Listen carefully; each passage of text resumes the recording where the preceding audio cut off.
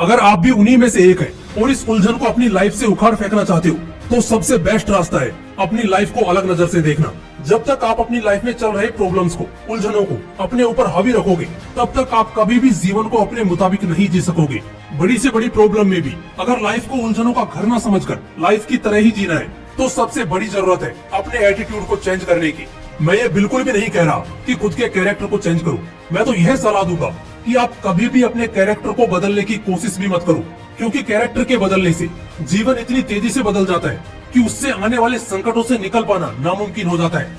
यहाँ आपको अपने कैरेक्टर को खुद से दूर न करते हुए लाइफ के जीने के एटीट्यूड को बदलना है। खुद में ऐसा एटीट्यूड लाना है कि जो लोग आपको कभी ताना देते थे वही लोग आपकी तारीफ करने लगे। चलो मैं आपको एक उदाहरण देके सीधी और सरल भाषा में समझाता हूँ। कभी आपने सोचा है कि शेर ही आखिर जंगल का राजा क्यों कहलाता है? ना तो शेर चीते से तेज दौड़ सकता है, ना ही शेर हाथी जितना विशाल होता है और ना ही उतना ताकतवर, फिर भी शेर जंगल का राजा है। ऐसा क्यों? इसका कारण है शेर का एटीट्यूड। हाथी जब जंगल में सैर पर निकलता है तो जंगल में खास हलचल देखने को नहीं मिलती, मगर जब शेर निकलता है तो पूरा जंगल उसके रुख से सहम जाता है। हाथी और शेर जब आमने सामने आ जाते हैं तब बलवान होके भी हाथी खुद का बचाव करने का एटीट्यूड फॉलो करता है, लेकिन वहीं पर अगर शेर भूखा होगा तो हाथी पर हमला करने से जरा भी नहीं हिचकिचाएगा, क्योंकि उसे पता है कि एक बार ज्यादा मेहनत करके उसे बहुत सारा खाना मिलने वाला है।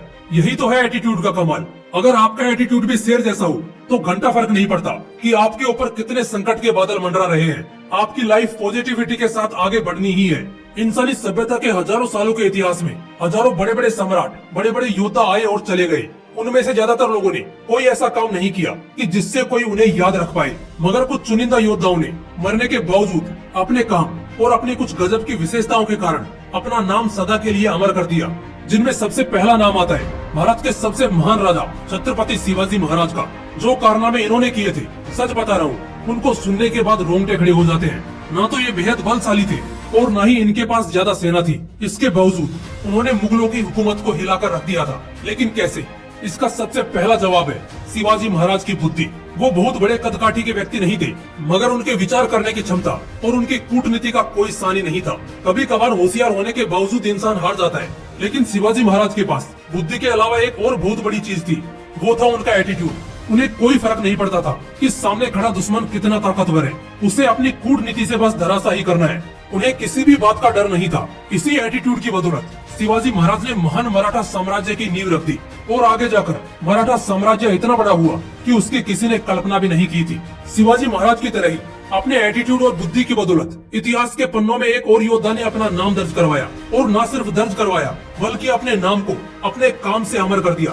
बुजुर्ग से लेकर छोटे बच्चे तक किसी से भी पूछो कि आज तक का सबसे महान योद्धा कौन था, तो ज्यादातर लोगों का जवाब होगा सिकंदर। हाँ, सिकंदर ये एटीट्यूड का सबसे बेस्ट एग्जाम्पल है। सिकंदर उस आंधी का नाम था जिसने अपने से कई गुना ताकतवर और बड़े साम्राज्य को अपने हार न मानने के एटीट्यूड से घुटनों पर खड़ा कर दिया। कई ऐसे साम्राज्य थे जिन्होंने बस सिकंदर के नाम से ही बिना युद्ध लड़े हार मान ली। 15 साल के अपने कार्यकाल में सिकंदर ने एक भी लड़ाई नहीं हारी। वो हमेशा ही विजेता रहा। सिकंदर का वजूद ही उसका एटीट्यूड था। उसे कोई फर्क नहीं पड़ता था कि आगे कितना बड़ा और ताकतवर दुश्मन खड़ा है। उसका बस एक ही मकसद होता था कि दुश्मन को कुचलकर अपने साम्राज्य का विस्तार करना है। इसी एटीट्यूड के कारण सिकंदर को सिर्फ सिकंदर नहीं, सिकंदर द ग्रेट कहा जाता है। इसलिए अपना एटीट्यूड हमेशा पॉजिटिव रखो। आगे कितना भी बड़ा चुनौतियों से भरा तूफान क्यों ना खड़ा हो, उससे भागना नहीं है। अपना एटीट्यूड ऐसा रखना है कि उस तूफान को चीरते हुए आप अपने लक्ष्य की ओर आगे बढ़ते रहो। जिंदगी का दूसरा नाम ही चुनौती है। हमें कभी भी चुनौती को चुनौती की तरह नहीं लेना, उसे बस जिंदगी का एक पड़ाव समझना है जो कभी ना कभी पूरा होना ही है। अपने जीवन में आई चुनौती की परिभाषा को अपने एटीट्यूड से ऐसे लिखो कि वो हर व्यक्ति की जुबान पे हमेशा के लिए महानता से छप जाए। आखिर में बस एक ही मैसेज देना चाहूंगा कि खुद के एटीट्यूड को ऐसा बनाओ कि कठिन परिस्थितियों में भी दुनिया आपको सलाम